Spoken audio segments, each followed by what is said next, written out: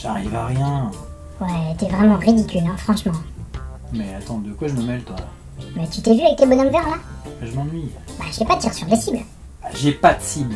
Bah, tu peux en fabriquer, c'est pas compliqué, non? Bonne idée, ouais.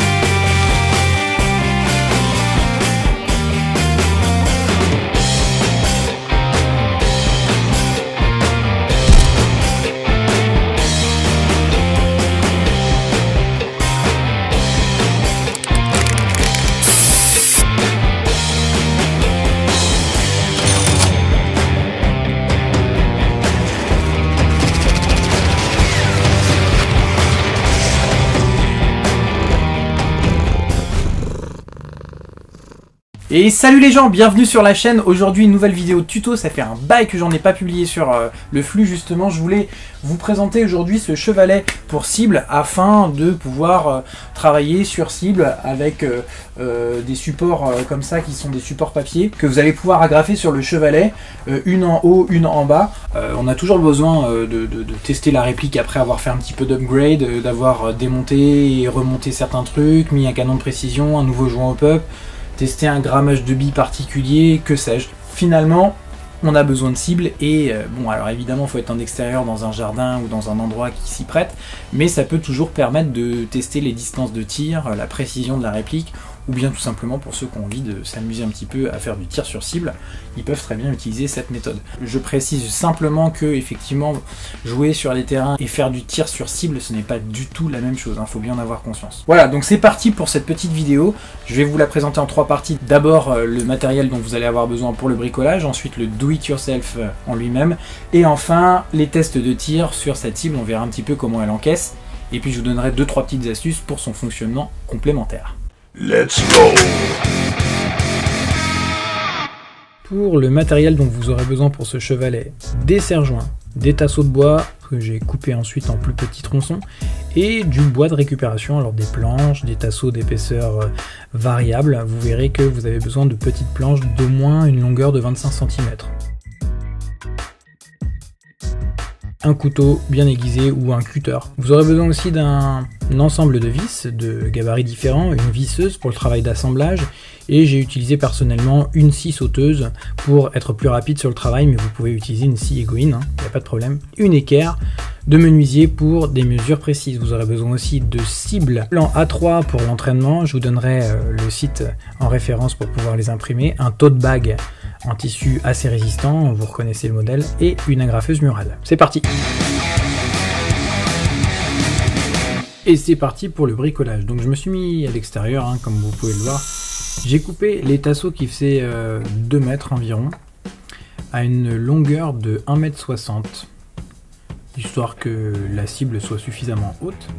J'ai ensuite pris des plus petits tasseaux de bois d'une épaisseur de 2 cm, que j'ai coupés tous à la même largeur, la largeur de la feuille de papier A3, comme vous pouvez le voir, c'est-à-dire 32 cm.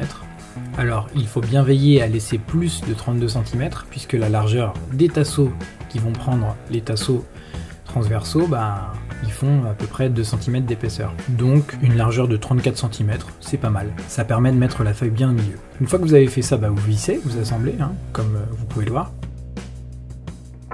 Et là j'arrive sur la partie basse du chevalet, sur laquelle j'ai mis 2 tasseaux un peu plus épais, 3 cm, pour faire une sorte de contrepoids, afin que la cible ne tombe pas toute seule. Mais je me suis rendu compte qu'il aurait fallu que je leste un peu plus, avec du bois plus épais ou plus dense, afin que ce soit un peu plus lourd et que ça tienne bien dans l'équilibre. Pour les pieds, j'ai pris une planche de 52 cm que j'ai coupée en deux, fait 26 cm à peu près de chaque côté. J'ai mis la planche de socle au milieu du contrepoids.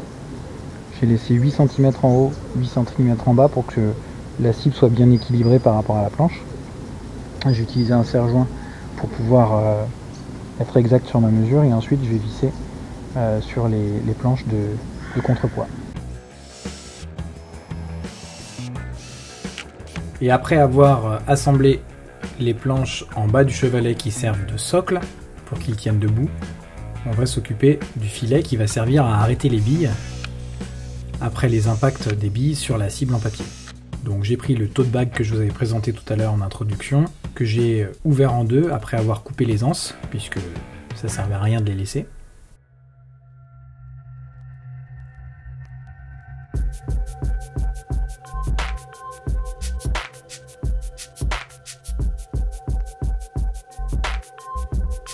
Et vous obtenez un grand rectangle. J'avais calculé pour que la longueur de ce rectangle corresponde à la surface qui permettait d'arrêter les billes sur l'étendue des deux cibles. J'ai ensuite agrafé le tout.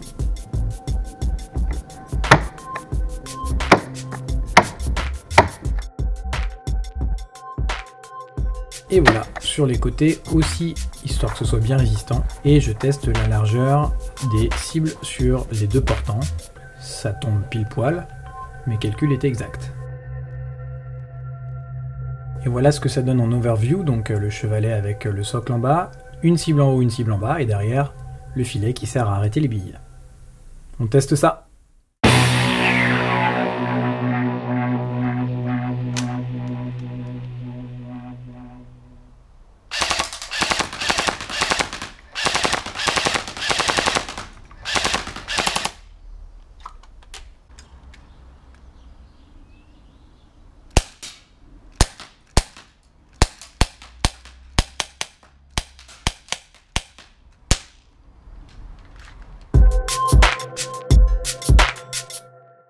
Et les gens, j'ai rajouté un petit upgrade sur la cible, donc je vais vous faire un petit tour d'horizon. Du coup, derrière le filet qui permettait d'arrêter les billes, et j'ai eu l'idée de rajouter un petit sac, en fait, un petit sac récupérateur sponsorisé par Leclerc, comme vous pouvez le voir, afin de protéger l'environnement. Effectivement, ça évite de mettre des billes partout. Si on s'entraîne en tir et qu'on utilise plusieurs chargeurs et qu'on vide plusieurs centaines de billes sur la cible, ça évite d'en ramasser partout. C'est bien de faire un petit geste pour l'environnement, c'est vrai, c'est important.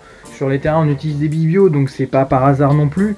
Je me suis dit que récupérer les billes pour pouvoir les mettre à la poubelle avec les trucs à recycler plutôt que de les laisser biodégrader pendant des mois et des mois par terre, c'était quand même mieux. Bon bah il n'y a plus qu'à tester pour voir si ça récupère bien les billes.